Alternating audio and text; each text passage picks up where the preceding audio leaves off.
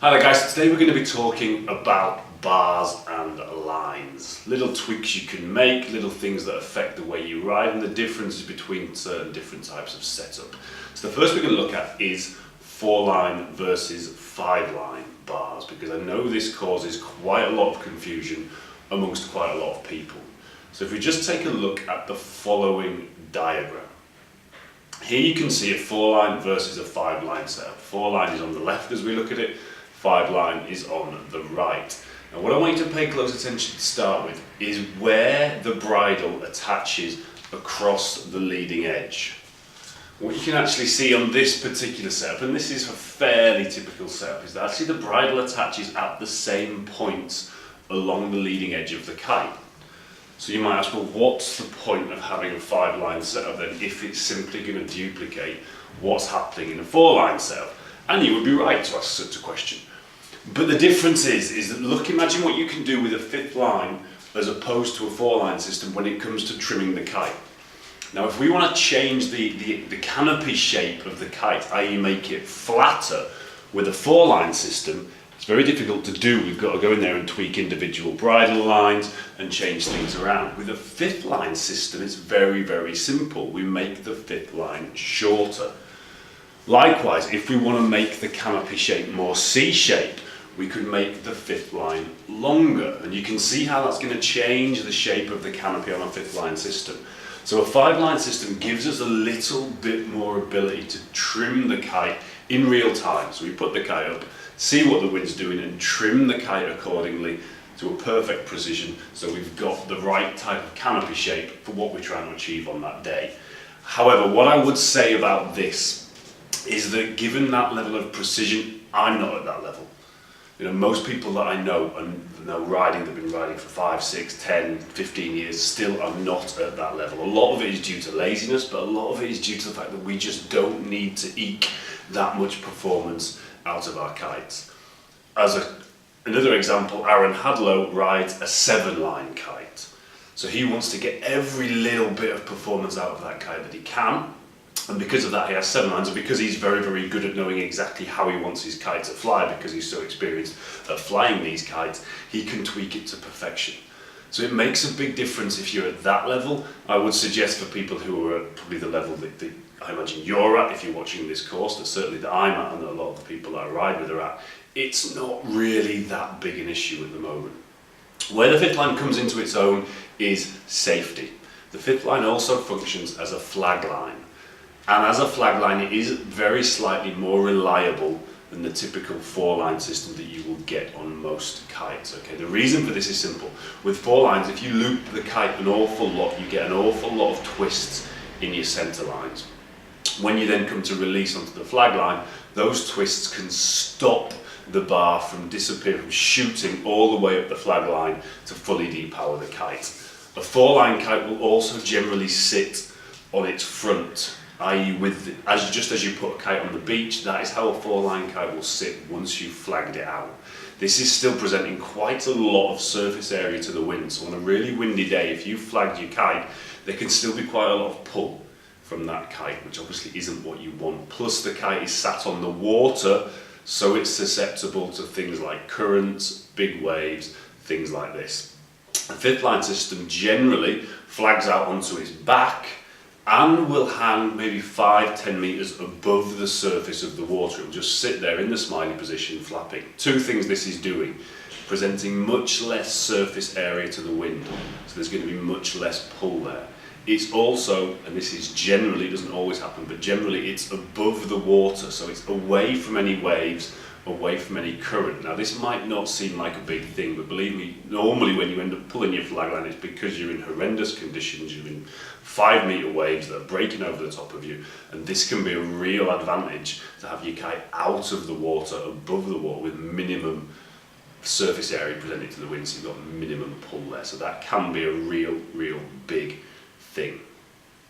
Okay, so that's the major difference between 4 and 5 lines. There are some more subtle differences, i.e. you can really tweak the kite on 5th lines and things like this, but they're the 2 major ones: the advantage of trimming for 5th lines and the advantage for safety. However, On the downside, and the reason that we here don't use them and that I don't use them, is that the fifth line is an extra line to tangle. Now you may think, oh, well, no big deal, okay, I can untangle my lines, but we've found time and time again that that fifth line adds such an extra element of complexity to the business of rigging up the kite, sorting out any problems, that for us it's just not worth it. For us as a school, and for me as a teacher, and for me as a rider, it's just not worth it. The other problem that we've seen with fifth line systems is when your kite Hindenburgs. And by Hindenburgs I mean it front stalls, i.e. it's above your head and then suddenly it just drops in front of you. Often when it does that, it spins. And it always falls towards the power zone. So what happens is the kite spins inside itself as it's falling, hits the power zone, and then poof, explodes out again. But the problem you've now got is that you've got a fifth line wrapped around the middle of the kite. And that can end up pulling the kite in two. The same thing can happen in waves. When the kite lands in the waves, rolls through the waves, and then either gets hit by another wave or powers up into the power zone. And again, you've got this fifth line wrapped around the middle of the kite, which causes an awful lot of problems. At the very least, it means you've got to go in and sort your lines out again. Whereas with a four-line system, you could fly out of that. You might have a twist in your lines, but you could still fly on and get yourself back from there. Okay, so that's the other issue that we see with fifth line. So it's the pros and the cons fifth line system. What I would suggest, go and try one. If your mate's got a fifth line system, go and ride it, see what difference it makes. They do ride very slightly differently to a four-line system. Some manufacturers now, most noticeably North, though I think Aerosh are doing it as well, but there's probably a few others as well that I'm not aware of, have a system whereby with some of their kites you can go either 4 or 5 lines. Now this is a really nice system if you're actually into testing it. You want to see the difference between 4 and 5th line systems. This is a really good way to start testing those different setups there. But for the moment, as a beginner, I would recommend, or as buying your first equipment, I would recommend you go 4 lines, simply for simplicity's sake. It makes your life that much more easy, in my experience. Okay, so we're going to talk a little bit about bar length. Now what often happens when you come to buy your first set of equipment is you'll walk into a shop, you say, right, okay, I want, for example, a 12 metre kite, a 9 metre kite, and a 6 metre kite. And the guy behind the shop will go, okay, that's cool, no problems. For your 12 metre kite, you're going to need a 55 centimetre bar. For your 6 metre kite, you need a 45 centimetre bar. Now, when you consider that a bar can set you back €450 a time, that's quite a lot of money. So why do you need to buy 2 bars in this case? Well, you often don't, because manufacturers have hacked this a little bit, but let's just stick to the initial example. Again, it goes back to a question of leverage. So just like driving a bus, if you've got a big kite, think about 2 things. Think about, you've got your bar here, okay, this is the length of your bar. I turn that bar by 10 degrees. On a 45 centimetre bar, this distance here between the horizontal and where your bar now is let's say 10 centimetres. This is a very rough example. Let's extend that bar to 55 centimetres. So I've now got a much longer bar. I now turn the bar by the same 10 degrees and this end of the bar has now moved by, let's say, for example, 15 centimetres. So on a bigger bar I get much more leverage for less effort, or for the same effort, should I say. So what it means is that on a bigger kite it's going to respond faster because I've got more leverage coming from the bar. Okay, also very slightly on the other thing, it changes the angle of the lines very slightly. Okay, so again it just adds to the leverage of the kite. So again, think of a bus driver. A bus driver has a big wheel because he wants a lot of leverage over his wheels because he's got a wide wheelbase. A Formula 1 racing driver has a very small wheel. Same idea.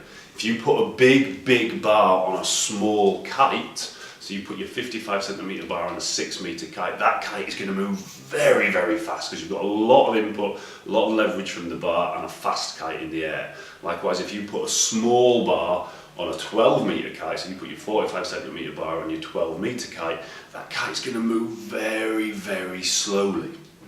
So, what do we actually want? Well, at our school, for beginners, we give everyone very small bars, because we don't want them moving the kite too much. Beginners have a tendency to oversteer, and we want the kite to respond nice and slowly, nice and smoothly. I've got a friend who rides freestyle, whose bar is probably about this long. Why? Because he wants to put the kite in one position, do all these spinny tricks under the kite, and the kite not move. So he has a very, very small bar. When I go wave riding, I'll generally take out a much bigger bar because I want the kite to really whip around very, very fast so I can crank out the bottom and the top turns really nicely. So again, you can tweak this depending on your style of riding and what you're trying to achieve. But understand the basic principle. A big bar will make the kite respond faster.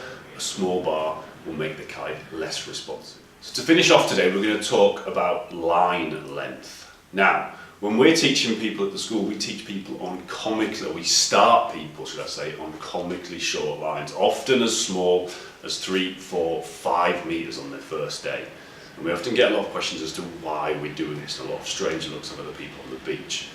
But what we can do is that there's a very big difference between teaching people on 5 meter lines and 25 meter lines. And what I want to give you today is the basic principle as to what those differences are, so that you can use this to tweak your kit and to actually get much more performance out of your kit.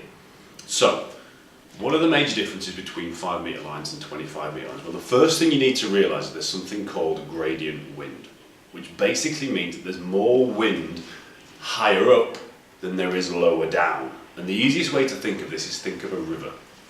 Where in a river is the fastest flowing current? Well, it's in the middle of the river. Now, why is that? Well, it's because the banks of the river create friction as the water flows down and slows that water at the edges of the river down. Though in the centre of the river there is no friction, so the river runs nice and fast. This is the same as wind.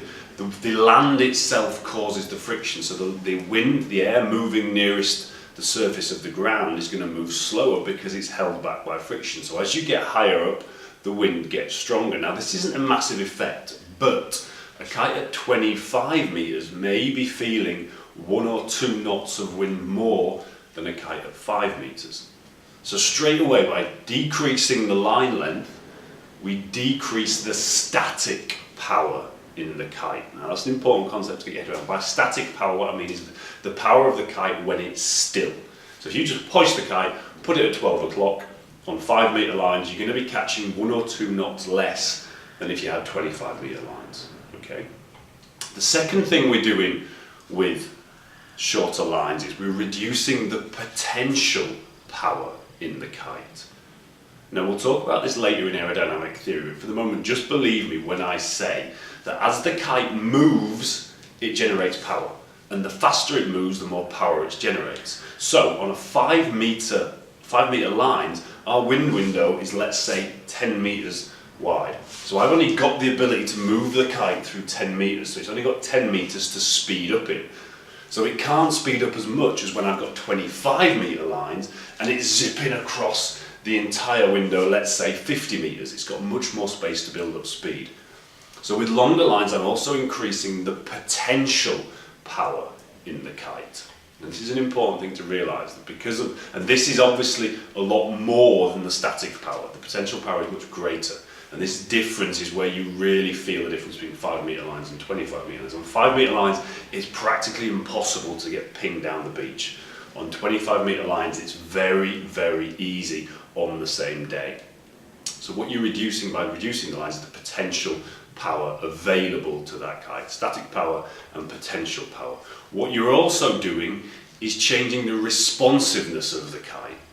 Now, 2 reasons for this. The first one is fairly easy to understand, is that if you look at the angle of the lines from the bar to the kite, on short lines those angles are much greater, whereas on long lines it goes at a much more obtuse, whichever it is, angle, much less of an angle, yeah, much straighter line. So you've got much less leverage over the longer lines. The kite's going to respond much slower because each movement of the bar equates to less movement in the kite. The other thing that you'll see is that on longer lines, on 25 meter lines, your back lines, your steering lines, have an awful lot of sag in them. Again, this is something we'll talk about later. For the moment, just believe me that they do. Go and have a look next time you're down the beach. You'll see there's an awful lot of sag in your back lines. Now, before you turn the kite, you've got to take that slack up. So the first few centimetres that you're moving the bar actually do nothing. All they're doing is taking the slack up, and then you start influencing the kite. If you look at kite flying on 5 meter lines, there's no slack. Those back lines are constantly under tension, so the instant you touch the bar, the kite responds. So on shorter lines, your kite becomes more responsive. Okay, for these reasons that we talked about. So your short lines, less static power, less potential power, more responsive. Longer lines, more static power, more potential power, but less responsive. So how can you use this to tweak your own kit?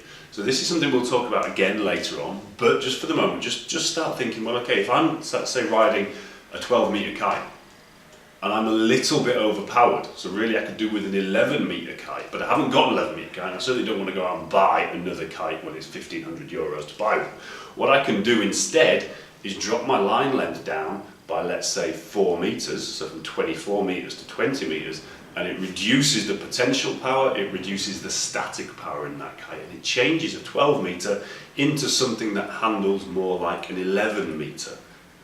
And when you say that most bars these days come with these line extensions, and if they don't, you can get them cut in for around about 20, 30, 40 euros.